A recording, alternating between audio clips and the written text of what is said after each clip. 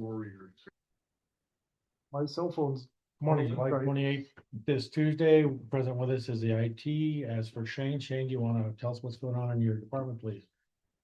Okay, well, to start with, I think it was probably 2 months ago, I sent you guys an email about that new Mythos thing, AI thing that came out, and how it was gonna change software security and patching. Well, since then, we have had just a flurry of patches and updates that have come out to patch problems, vulnerabilities.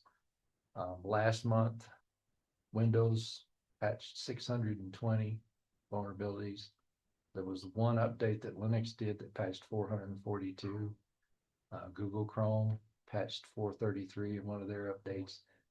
So, and I could go on and on. I mean, there's thousands of them that are, software is being patched because the vulnerabilities are being found at lightning speed. Well, all of these patches are coming out. Well, that's keeping us busy applying those patches for the software that we have.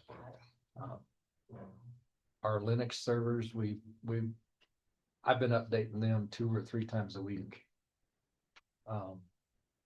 Our Windows servers, of course, Microsoft, they don't release any updates but once a month. So we patch those once a month. CISA last month released a new patch protocol for any federal agencies.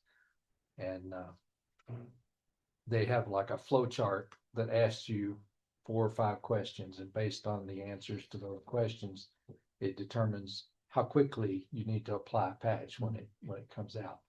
There's some instances where they want you to patch within 48 hours of a patch coming out. If it's a public facing and it's, really a bad vulnerability, that kind of thing. So, we're kind of following that just because it's good practice. If there's something that's really critical, we try to patch it right away. And I think one of the things I mentioned in that email was this was the Mythos one was like the first of its kind. The other AI providers were going to be right on their heels, and that's proven to be true. A couple of weeks ago, OpenAI accidentally proved that theirs was also capable of kind of the same thing. They were running a test, supposedly internally in a sandbox. Well, their AI broke out of the sandbox and attacked one of their partner companies. The only way their partner company was able to identify the attack and then defend against it and mitigate it was because they were running their own internal AI that didn't have any guardrails. They tried to use like a one that does have the guardrails, but it couldn't defend against it because of those guardrails. So it kind of proves the point that if you're going to be defending against attacks, you're going to have to be using AI in some form or fashion. And having your own internal without any guardrails is obviously dangerous. I mean, OpenAI spends billions of dollars to keep it in a sandbox and it gets out, I don't know really what the path is going to be going forward for a small local government when it comes to using AI in that capacity. It's obviously going to have to involve some partners that have some deep pockets, because we can't spend hundreds of millions of dollars on cybersecurity. Right. We are using some AI in our Sophos product that we pay for. Last year we upgraded our subscription to include their security operations center, so they're constantly monitoring our stuff for us, and they're constantly adding features that include AI in that. So we get the benefits of that. I don't know, like I said, who knows what the future is going to hold as far as what's going to shake out of all of this stuff. But that kind of ties into the data classification project that I mentioned in an email to everybody. We need to classify our data and put it in the right place. A lot of that is kind of already done because we've got, a lot of the underlying structure of least privilege. So you only have access to what you need access to do your job. But there are some departments that are going to have a couple of different folders, maybe 3 different folders. I think Kelly mentioned that they would want 3 to keep their stuff in. And then it's a matter of training in each of those departments, training their people. If you have this, it goes over here. If you have something that's public, it goes over here. Once it's classified like that, then we can be a little more able to use the AI stuff without worrying about it as bad. The other project that we're working on right now is the YubiKey project. I've got all the YubiKeys. They came in. We got the licenses for them. That was paid for by a grant. So now it's just a matter of working through the departments that are going to get them. Health department and attorneys are kind of top of the list to get them going. And then you guys are on the list too. Treasurer's office. That's all I can think of right now. But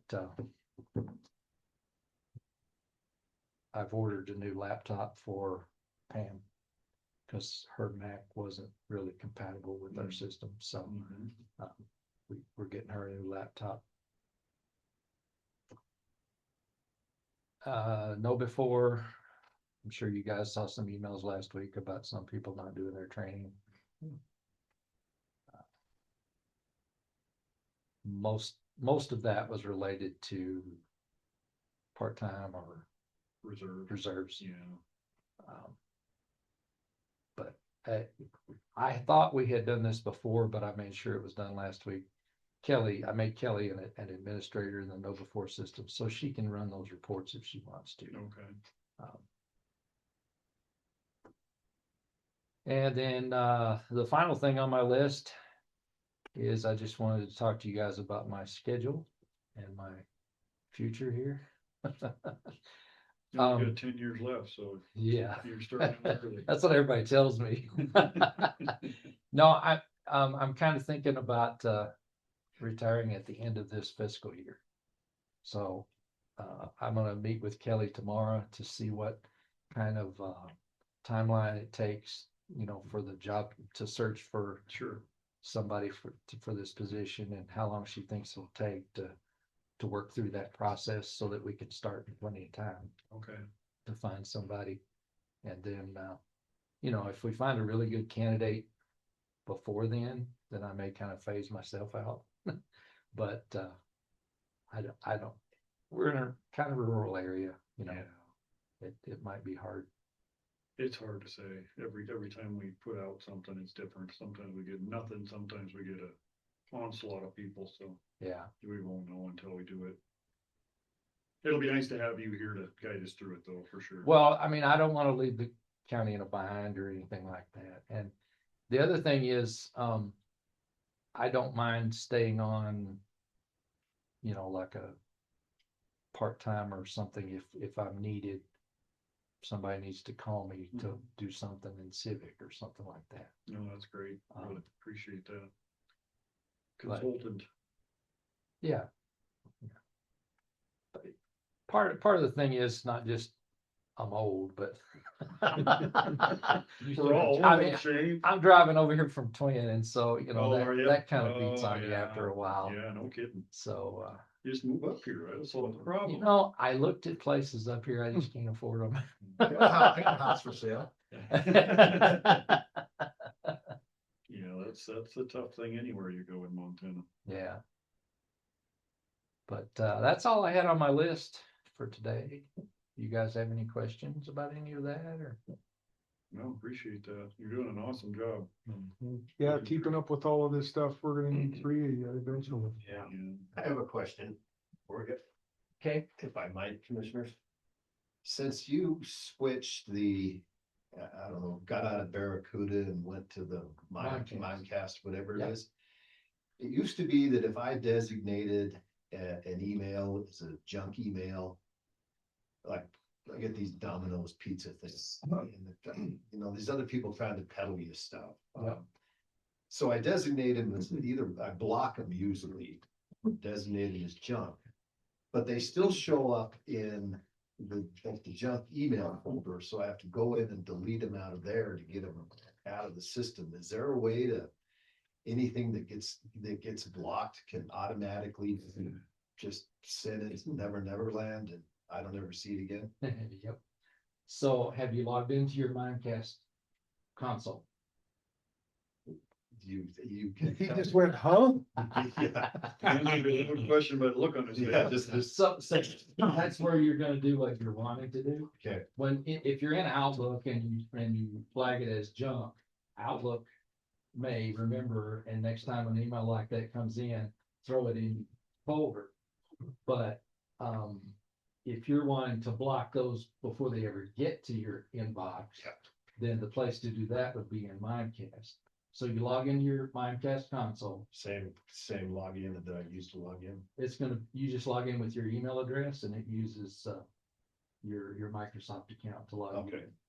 All right, and so then, once you're in there, on the left-hand side, you'll have a menu of items there. One of them is, blocked and one of them is permitted. Okay. So you go to your blocked section and you can add either a domain or just an individual email address. Okay. There. Or if you have an email, if Mimecast thinks that it's spam and you get one of those emails about it, now inside there will be the different links where you can block this sender, that kind of thing. But if it's not catching it as spam, then you won't get that email. So then the place to do it would be to log into Mimecast. and put it in. And so then I have to do this one by one? Like if I just use the Domino's again, get the Domino's thing. I go in and block it. Maybe the next day I get something from Elizabeth who was trying to sell me something that she thinks I do car accident plaintiff's work. And so So you gotta go in and block that one. Yeah, you gotta do them all individually. Yeah, All right, good. That'll make me less cranky if I can do that. I tried to get him to give us a button and we just push block. You know, See it come in and block. But that's not that simple. yeah. As far as I know, Mimecast doesn't have their hooks into Microsoft that much Yeah, to give us that button. right. I blocked a bunch of ones that were bad for me and it seemed to work, so. Okay. Just get into that Mimecast.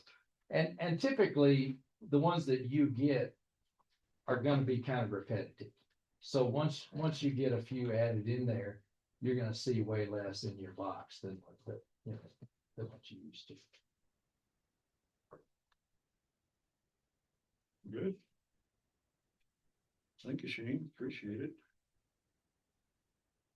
Thank you. All right. We'll be adjourned. Keep up the great work, sir. Don't forget about my YouTube, thing.